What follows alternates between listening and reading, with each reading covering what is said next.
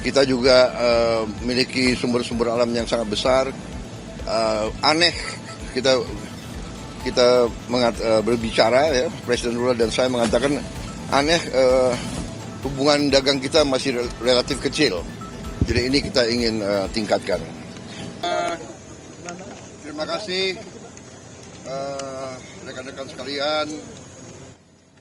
Alhamdulillah saya tiba kembali di tanah air setelah lumayan ya, kalau tidak salah 15 hari saya pergi lama, dan berarti alhamdulillah apa yang kita hasilkan cukup bagus.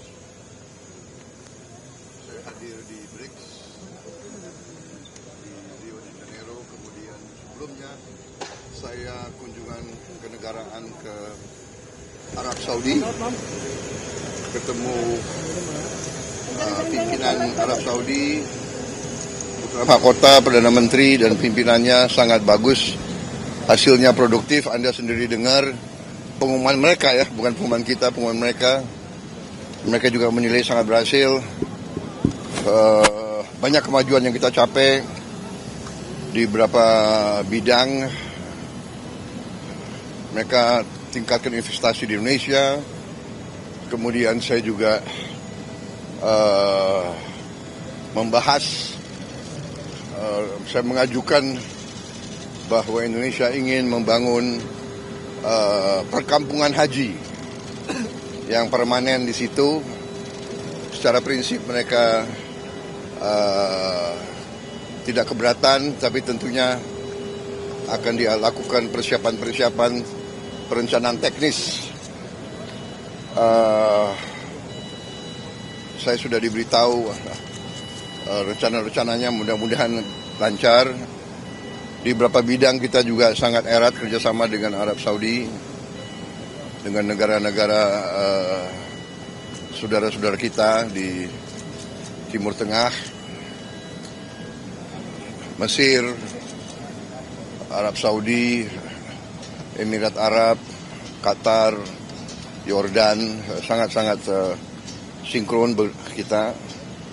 Kemudian BRICS tentunya kita juga diterima sebagai anggota. Sesudah itu saya kunjungan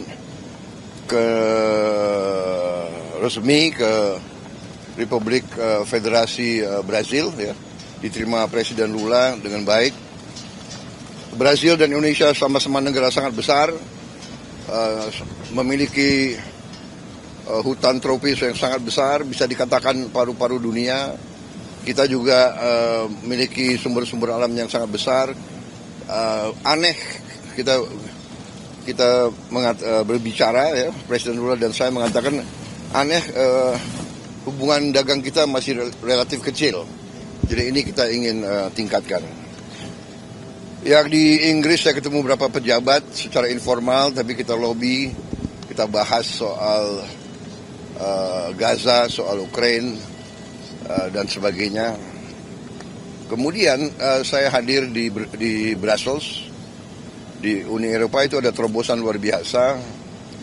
Setelah 10 tahun perundingan alot, akhirnya kita mencapai kesepakatan Indonesia dan Uni Eropa akan masuk ke dalam apa yang disebut CEPA, Comprehensive Economic Partnership Agreement, yang itu sama dengan Free Trade Agreement. Jadi barang-barang kita bisa masuk Uni Eropa 0% tarif, mereka juga. Jadi kita sangat inilah ada hubungan simbiosis. Mereka punya teknologi yang bagus, punya sains, punya dana keuangan, kita punya mineral, kita punya komoditas, kita punya pasar. Jadi ini simbiosis. Habis itu saya ke Prancis, kita diberi kehormatan bisa memimpin defile Hari Nasional Prancis. Ini sesuatu yang baru pertama kali dalam sejarah suatu negara dari Asia memimpin defile di Prancis, kehormatan besar. Mereka memandang kita negara yang sangat penting. Saya lakukan juga pembicaraan lama dengan Presiden Macron, membahas banyak masalah, juga cukup sangat produktif. Dan habis itu saya mampir di Belarus, di Minsk. Belarus butuh banyak komunitas dari kita, dan kita juga membahas sama mereka karena kita butuh untuk pupuk, potash dan sebagainya. Jadi habis itu langsung kembali ke sini. Ya, jadi segera. Oh, ya. Saya bicara dengan Presiden Donald Trump. Ya, alhamdulillah juga penuh dengan Allah, akhirnya ada kesepakatan. Kita juga akan istilahnya kita memahami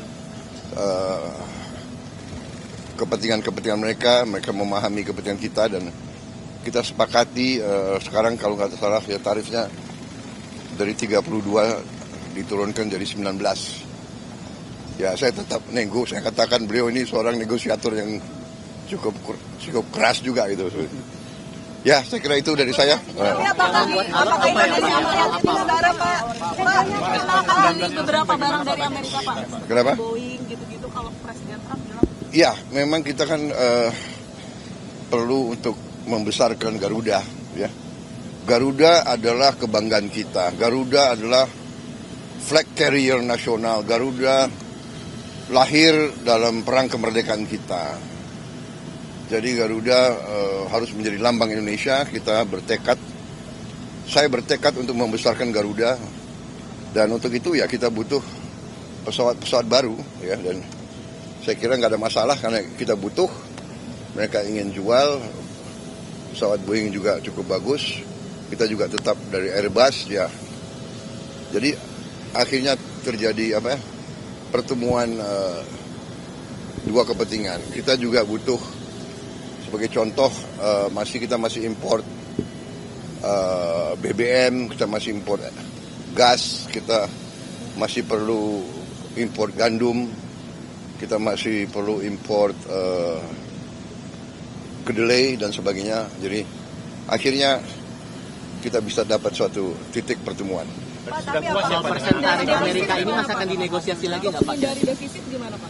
Ya, kita terus akan namanya hubungan dagang itu terus-menerus kita negosiasi, ya.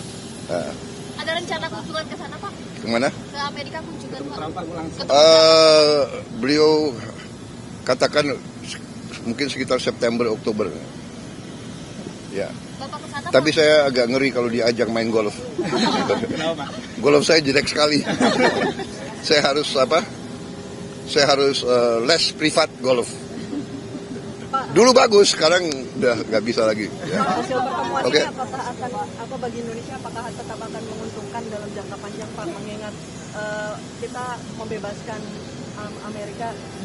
pajak Amerika 0% gitu, Pak? Semua sudah kita hitung, semua kita berunding, ya.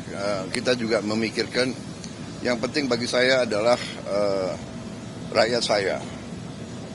Yang penting saya harus lindungi pekerja-pekerja kita. Walaupun kita juga punya sikap, ya. Ini tawaran kita nggak mampu memberi lebih. Tapi yang penting bagi saya pekerja-pekerja kita aman, dan saya sangat optimis ekonomi kita dalam kondisi yang kuat, kondisinya bagus, ya kan. Jadi apapun terjadi kita akan kuat. Terima kasih. Kenapa? Ya kalau puas ya 0%. Oke.